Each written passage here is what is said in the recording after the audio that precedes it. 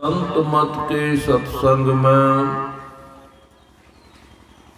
सब बातों को कहते हुए अंत में यह कहा जाता है कि हे भाइयों, हे बहनों, संसार के काम धंधों को करते हुए, जीविका के काम धंधों को करते हुए, दो पैसा कमाने के काम धंधों को करते हुए, जिस परिवार में आप जन्मे हैं, जिस समाज में आप जन्मे हैं, जिस देश में आप जन्मे हैं, उनसे आपको बहुत कुछ मिला है।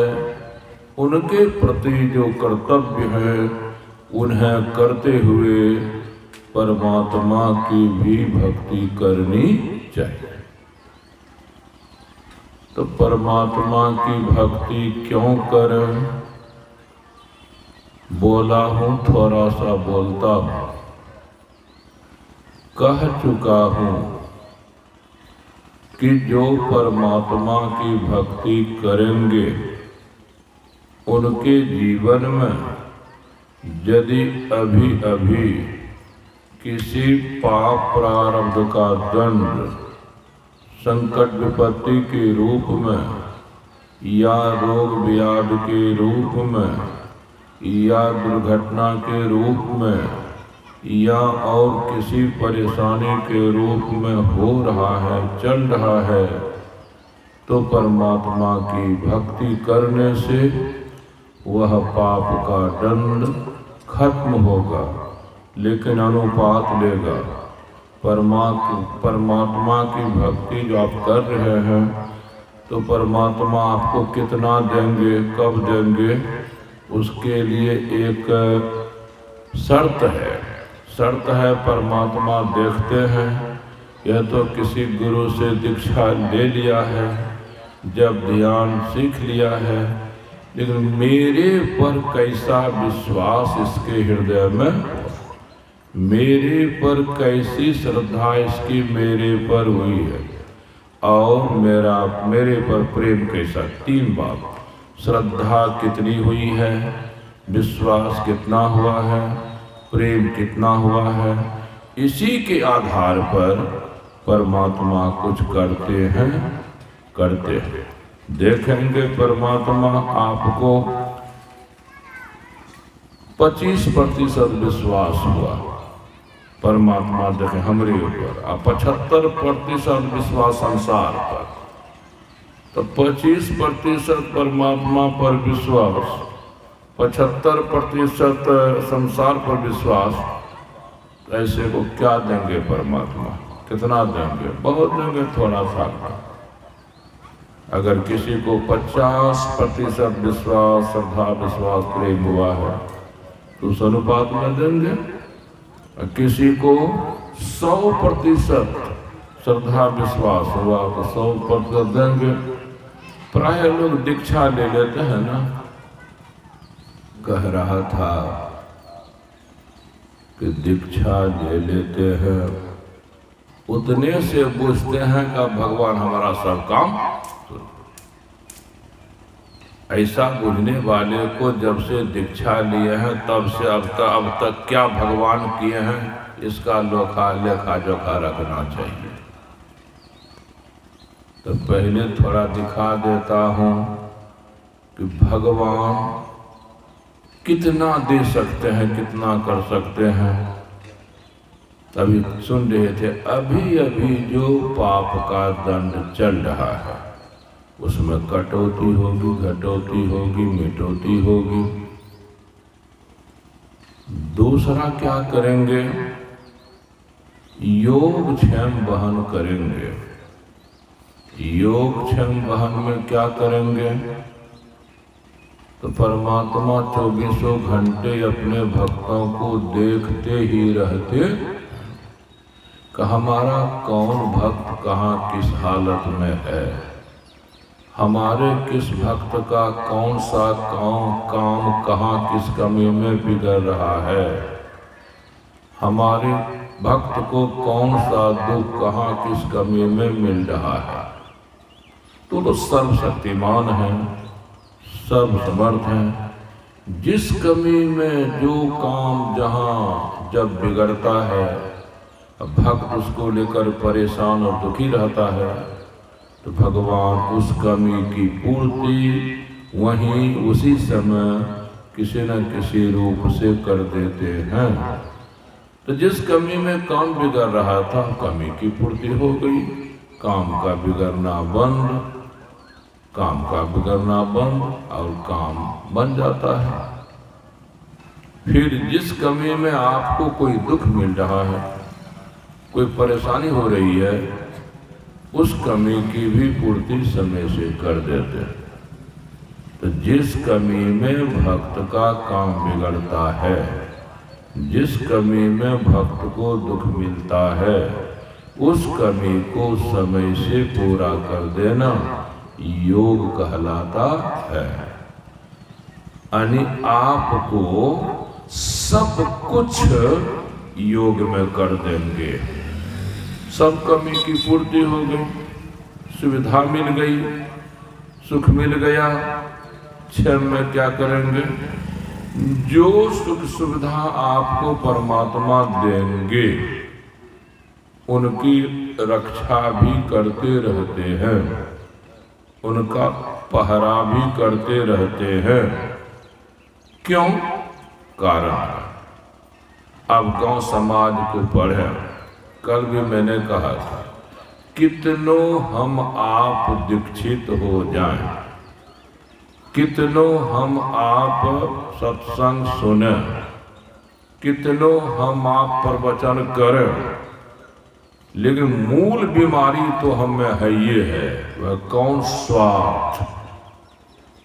चाहे हम साधु महात्मा कहलाते हैं, फिर भी हमारे मन में स्वार्थ पाइएगा। चाहे आप घर परिवार वाले कहलाते हैं, तो मन में स्वार्थ है, स्वार्थ। जिसके भीतर में स्वार्थ होगा, वह उससे भक्ति का विषय नहीं होता है। भक्ति उसके लिए है ये नहीं। तो स्वार्थ का उल्टा परमार्थ होता है। तो भाव था, जब स्वार्थी स्वार्थ है ना, एक अनुभव किए होंगे समाज में, आपकी उन्नति प्रगति अगर कोई हो गई, चाहे धन दौलत की उन्नति प्रगति, चाहे पद प्रतिष्ठा की उन्नति प्रगति, चाहे सुख सुविधा की उन्नति प्रगति, अगल बगल को जिसकी उन्नति नहीं हुई है, प्रगति नहीं हुई है, उसको आप अच्छा नहीं लगेगा, आपको अच्छा हुआ नहीं लगेगा, गाल मुंह फुलाया हुआ देखिएगा। क्यों? 3-4 साल पहले हमरे यहाँ नौकरी चाकरी करता था। 3-4 साल पहले हमरे खेत में जन मजदूरी करता था। सुनते हैं गया दिल्ली पंजाब कौन ठेकेदारी इसको मिल गई, 50 लाख कमा लिया, घर मकान दुबहला बना लिया, उसको अभी पूरन के टीन का है, 10 बीघा जमीन है, उसको थोड़ा लगता है इसी आता है, कभी कभी तेज मिर्च खा लेता है लोग, छटका बुटनी करता है। तो वैसे वो जो है ना पड़ोसिया, इसी आता है, जलता है, नहीं संभाल पाता है ना, तो कुछ करियो देता है। तो पहले से कमजोर था, अब कोई बलवंत प्रतिष्ठा के ख्याल से उसको परेशान करने लग जाएगा, तो भगवान सोचते हैं तब उसको हम सजाए कहे के लिए, भक्त को हम यह सब दिए कहे के लिए। जब गांव वाला बलंठ छीनिए लेगा, लूटिए लेगा, तो देना किस अर्थ का? लेकिन भगवान की घोषणा है, हे संसार के स्वार्थियों, हे संसार के लोभियों, यदि मेरे भक्त की ओर नजर गड़ाया और छीनना लुटना शुरू किया तो पहले इतिहास पढ़ ले। जो जो भक्तों को लूटा है, छीना है, सताया है, दुखाया है, उसको जरमूल से मैंने बर्बाद कर दिया। क्षम न करें। जो कुछ आपको सजाएंगे, सुख सुविधा देंगे, उसकी रक्षा हरदम करते रहना क्षेम कहलाता है। क्या बाकी रह गया? जो कमी थी उसकी पूर्ति भगवान ने कर दी, जिसकी पूर्ति भगवान ने कर दी उसकी रक्षा भगवान ने कर दी। तो क्या हो जाएगा? जिस भी तरह से आपको दुख है, जिस भी प्रकार का आपको दुख है, सब खत्म। जिस भी प्रकार की सुविधा चाहिए, जिस भी प्रकार का सुख चाहिए, उसका इंतजाम योग क्षेम परमात्मा करते हैं। योग क्षेम करेंगे तो इसमें कर्म का दंड खत्म करिए देंगे। कर्म का दंड खत्म नहीं करेंगे तो दुख मिलता रहेगा। कर्म का दंड खत्म कर देंगे, सुख मिलेगा। ये हुआ जीवन तक का हिसाब। मरेंगे भी हम लोग, इसमें कोई शंका नहीं। मरना कौन कौन चाहते हैं? कहेंगे कोई नहीं। बचने का उपाय कौन कौन करते हैं? कहेंगे सब कोई। तो मरना कोई नहीं चाहते, बचने का उपाय सब कोई करते हैं। तो जो जो बचने के उपाय किए हैं उनमें कितने बचे हैं?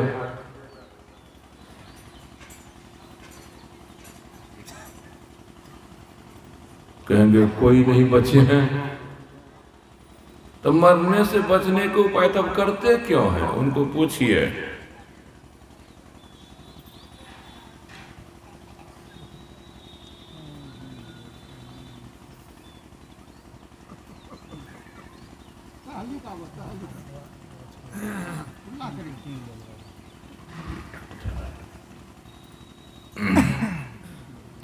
तो मरने से डरते क्यों? कारण है। एक बात और, आगे हम लोग भी मरेंगे कभी ना कभी। तो आगे तो मरेंगे, पहले भी कभी मरे होंगे। पहले भी कितनी बार? अनगिनत बार। तो पहले जो मरे हैं, मरने के समय जो हुआ है, उसी के डर से मरना नहीं चाहते। कौन सा डर? तो मरते समय हुआ है क्या जो डरते हैं? तो मरते समय के लिए लिखे हैं संत, जन्मत मरत दुसह दुख।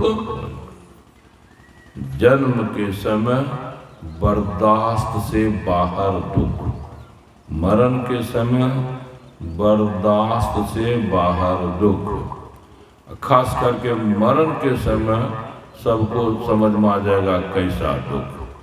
अभी हम लोग जिंदा हैं। जिंदा प्राणी के शरीर से 1 इंच चमड़ा अलग किया जाए, उखाड़ा जाए, तो कष्ट भी होगा? कहेंगे होगा। कितना होगा? तो कहेंगे जब चमड़ा उखाड़ा जाएगा कितना कष्ट होगा, उससे पहले पीछे नहीं कहा जा सकता। 1 इंच चमड़ा अगर काट के उखाड़ा जाए शायद ही किसी को बर्दाश्त हो। तब अगर कानून बन जाए सरकार का, जिसकी उम्र 60 वर्ष हो जाएगी, उसके शरीर के चमड़े को एक ही झटका में उखाड़ दिया जाएगा। कानून अभी तक नहीं बना है, बनेगा भी नहीं। यदि बन जाए तो कैसा हाल होगा? 1 इंच चमड़ा के उखड़ने से महाकष्ट, महादुख। तो पूरे शरीर के चमड़े को उखड़ने से तो कहना ही पड़ेगा कितना कष्ट होगा, लेखा जोखा नहीं। तुम यहाँ की सरकार ने तो कानून नहीं बनाया है, लेकिन परमात्मा को भी आध्यात्मिक संस्कार सरकार कहते हैं। परमात्मा सरकार ने यह कानून बना दिया है कि प्रारब्ध के भोग भर जीवन में रहोगे, रहने देंगे। जब प्रारब्ध का भोग पूरा होगा ना, 1 मिनट देर नहीं लगाएंगे, मेरा सिपाही जाएगा और तुम चेतन जीव को जड़ शरीर से खींचकर अलग कर देगा। उस समय तुमको बड़ा कष्ट होगा, कष्ट होगा, कष्ट होगा। अभी हम आप चेतन शरीर के कण कण में पसरे हुए हैं, पसरे ही नहीं है। जैसे चमड़ा चिपका हुआ रहता मांस में, उसी तरह हम चेतन भी जड़ में चिपके हुए हैं। कहीं चोट लग जाए बाप रे करता है कौन चेतन, कहीं कट जाए बाप रे करता है कौन चेतन। वह चेतन बिल्कुल चिपका हुआ जड़ में है और कर्म का भोग पूरा होगा, अलग किया जाएगा। बहुत बार जो मरे हैं, मरने के समय जो महाकष्ट हुआ है, उसी का संस्कार उसमें है। वही घटना जब लगता है घटेगी, भयभीत हो जाता है, बचने का उपाय करता है, लेकिन कानून उसको जकड़ रखा है, मरना पड़ता है। इस समय मरने के समय जो कष्ट होता है, क्या किया जाए जो मरने के समय कष्ट नहीं हो। यदि अरब खरब जमा हो जाए तो अरब खरब के प्रभाव से मरने के समय कष्ट का अनुभव नहीं होगा, कम होगा। अच्छा, कम होगा। कितना कम होगा? अरब तो खरब तो बैंक में रहेगा, वो आगे दौड़ के तरह कष्ट खत्म कर देगा। कितनो बड़ा पद हो, कितनो बड़ी प्रतिष्ठा हो, कितनो बड़ी दौलत हो, हाँ 4-5 अनुकूल बेटा हो जाए ना, तब मरने के समय का कष्ट खत्म हो सकता है।